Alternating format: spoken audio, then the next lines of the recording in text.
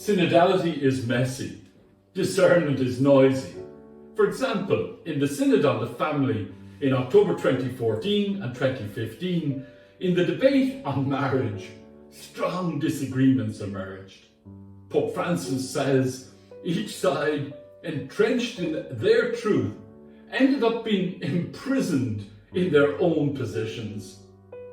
Some people see the church as like a monarchy, and others as a democracy, and others as synodal.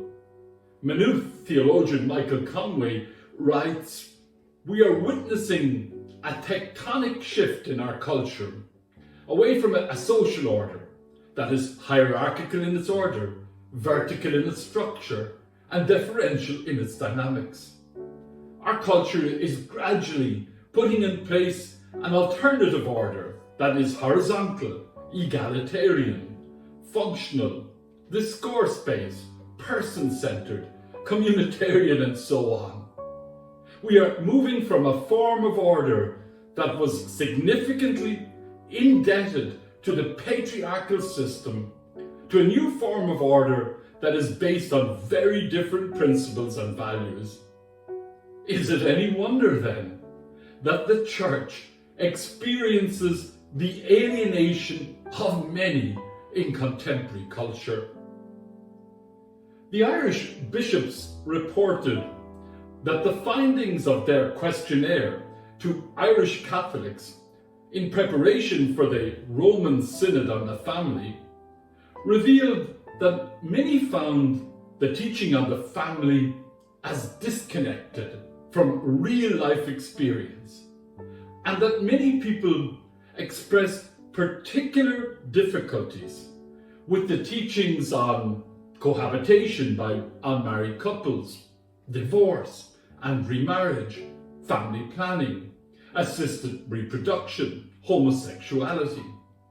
In short, ordinary Irish Catholics described church teaching on the family as neither realistic, compassionate, or life-changing. It is an understatement to say that the Catholic Church does not lightly go down the path of doctrinal revision. Yet sometimes doctrine does change. For example, for close to 2,000 years, the Church, in line with secular society, taught that there was a natural hierarchy within the family, according to which the husband ruled over the wife, whose duty it was to obey. But by the time of Vatican II, the Church was stressing the equality of both partners in marriage, founded on a relationship of freedom and mutuality. The Archbishop of Brisbane in Australia, Mark Coleridge, describes synodal processes as slow and messy, but it is the only path to a future worth happening. The Pope Francis era is about a merciful, joyful, and spirit-filled Catholicism. For Francis, there is no true synodality without the action of the Spirit.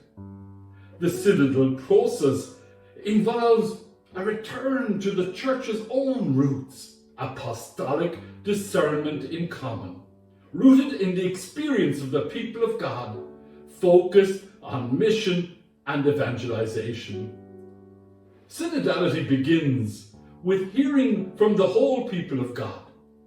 In good synodal processes, charitable openness to the other replaces a clinging to the supposed superiority of one's own ideas. Synodality involves 3 steps.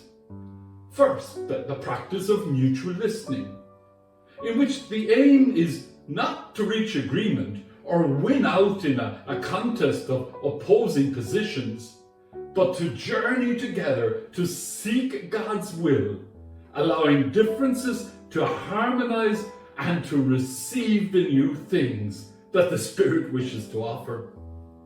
Second, to embrace the new thing the Spirit stirs up as a breakthrough. Third, to accept the need for patience. Recently, Pope Francis modeled synodality in a very public way through a film where he sat down with 10 young Spanish speakers, including Catholics, other Christians, non-believers and Muslims. No topic was off limits. It wasn't just the content, but the format that felt like a synodal gathering. Strikingly, in this chat with young people, Pope Francis described church catechesis in the area of sexuality as still in nappies. Pope Francis trusts the sensus fidelium of the people of God. He values the spiritual instincts that ordinary Catholics possess. Jesus' encounter with a mother in Matthew's Gospel provoked a reflection upon the heart of Jesus' mission, acting as a catalyst in changing Jesus' mind.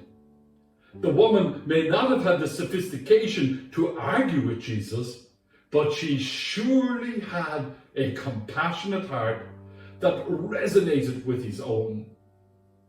In recent weeks, scientists were able to use a machine called InSight to listen for energy traveling through the heart of Mars. Interestingly, from this listening process, scientists yielded fascinating new insights.